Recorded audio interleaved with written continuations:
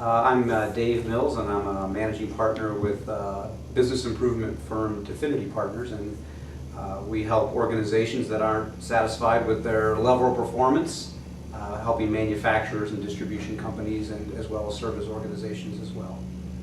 Definity Partners, our bread and butter and what we've done over 15 years and several hundred clients that we worked with is working side by side with them to drive process improvement and changes in their business. But a big component of that part is some training that we do with them. We see it as something that's important to do along the way as they're learning that, what that language is, and learning things like 5S is exactly what we help teach them in that training.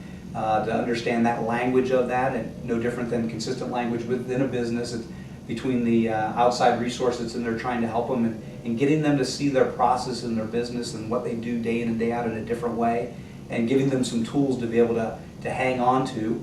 And the training really helps them to do that, so that again they don't want us to be there forever. They really want to take ownership of that, and they want to be able to do it. And 6 months or 12 months from now, I hope their business is going to be different, and what they're working on is going to be different. That they're growing and they're driving improvements, and they want to be able to take those tools. And that's really what we do with the training portion of it is using it as a reinforcement of understanding how do these things, how are they tools, how can I apply them in other areas. And we do that with some leadership training and with lean training that we do with them, where 5S is a component part of that. 5S is a tool, a lean manufacturing tool that's certainly used by organizations. It stands for sort, set, shine, standardize, and sustain.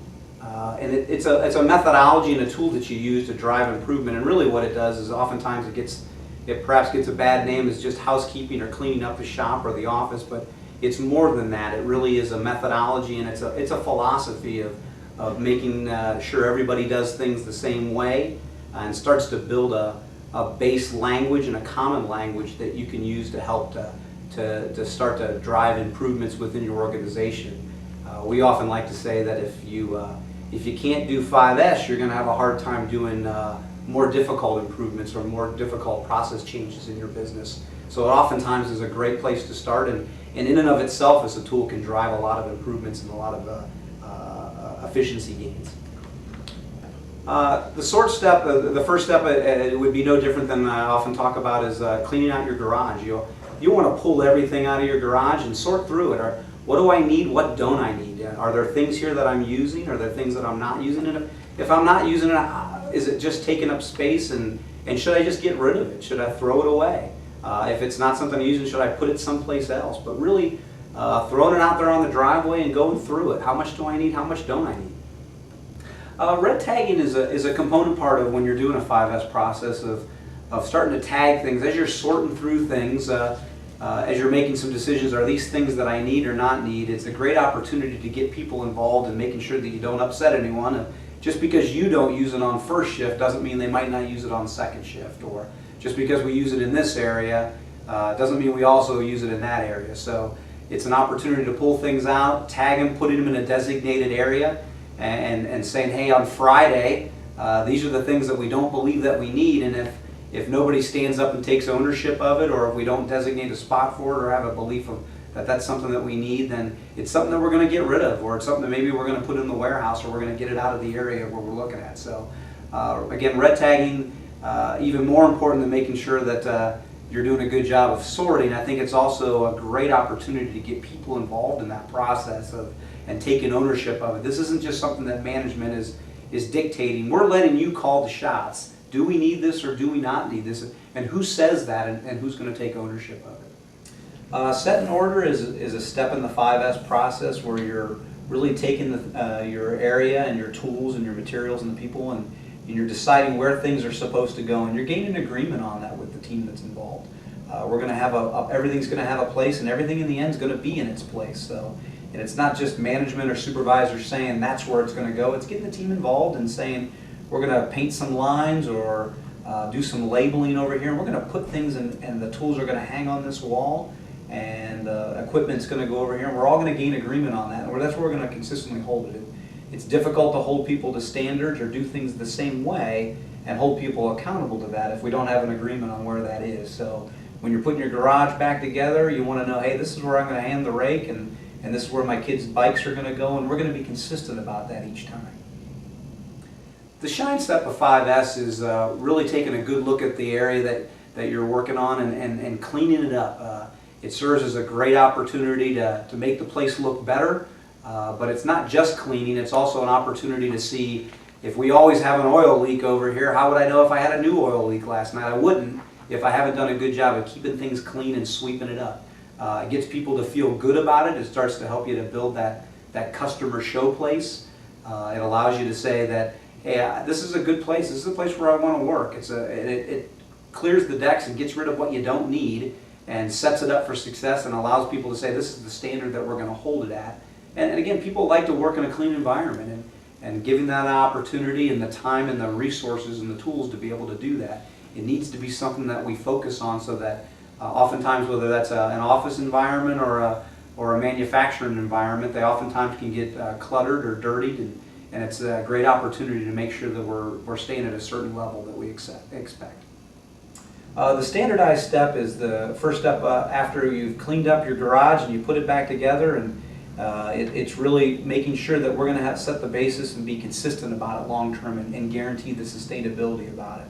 Whether that's your garage or back at the shop, it's all going to go back to where it came from, and people are going to think of it was just a cleanup effort, and it's not really a methodology or a new language or a new way that we're running our area if we don't be consistent about that. So being standard about that is agreeing on, hey, how often do we need to do these things, and putting together some checklists and even maybe some measurements around that to say, how good are we doing? What things are we going to work on this week, and what things are we going to work on next week?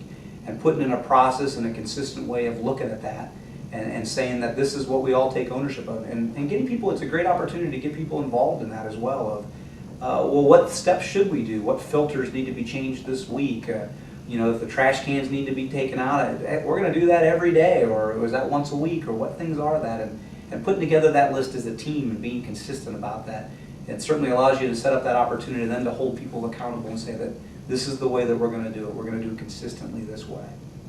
The sustain step is the final step in the 5S process, but it's also very key in making sure that we have the ability to sustain it for a long time. And really what it means is that management's bought in, the people are bought in, and everybody understands what that means. It needs to be important to everybody.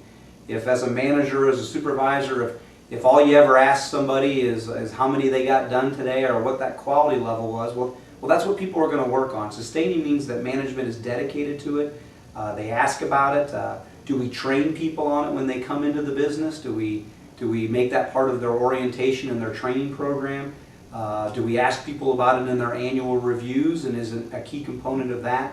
That's all part of making sure that we sustain, and it shows that the business and that the organization is dedicated to 5S as an important part of their processes and an important part of their business. So sustaining it's a key to making sure that, again, that we don't go back to where we were before, and that it shows that we're dedicated to the process. Many times you might hear an organization refer to 6S versus 5S, and that is, of course, safety will many times be put in with this. I don't know if there's a right or a wrong in that. I think safety certainly is very important. It should be most important.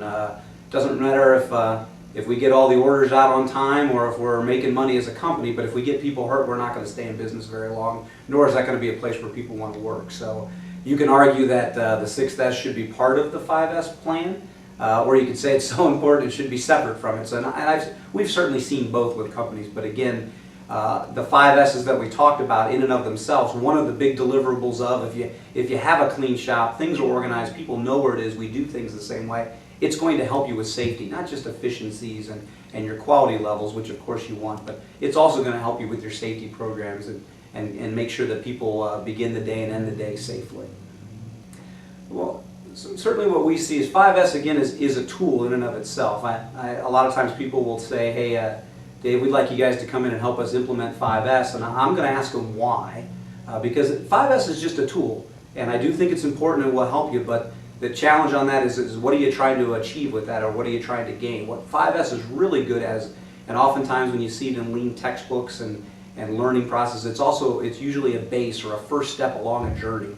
And as I mentioned before, 5S is, if you can't do that, you can get most people to agree that they want to work in an organized and in a clean area. They want to know what the place that they work, where they spend most of their time of their day. They want to feel good about it. Are there some people that are just naturally more of a slob than somebody else? Absolutely, but that isn't the majority of people. They want to work in a clean and organized environment, and it gains a lot of buy-in from the team. It's a great step along the way for people to be part of it. It's not very complicated. It's something that you can explain to people pretty quickly. They can take ownership and be involved in that. Yes, it might be a directive from the office or from management, but if you can quickly get them to see how it helps them and what's in it for them and helping their day, it really can serve as that. It can serve as a base way to say, hey, there's standards, there's ways that we're supposed to be doing our business. And it creates a common language for people to start to buy in. So it's more than just housekeeping. It's really it also starts to drive that discipline of we do things the same way, we do it day in and day out, and it's going to allow you to set the stage for bigger improvements or process changes, and allow you to start to build that momentum. People feel good about it, and what's the next thing we're going to do? And if we do that, then hey, we're going to do something else. What about how we take the orders, or what we do first thing in the morning, or how we end our day? Those are the things that we want to talk about, and 5S can be the kind of help you work toward that. And then in and of itself, it certainly can drive a lot of efficiencies. In certain applications, there can be great opportunities in just organizing your workspace and making it easier for people to do more value-added work versus doing non-value-added steps, or looking or searching for things, which is really what 5S can help you with.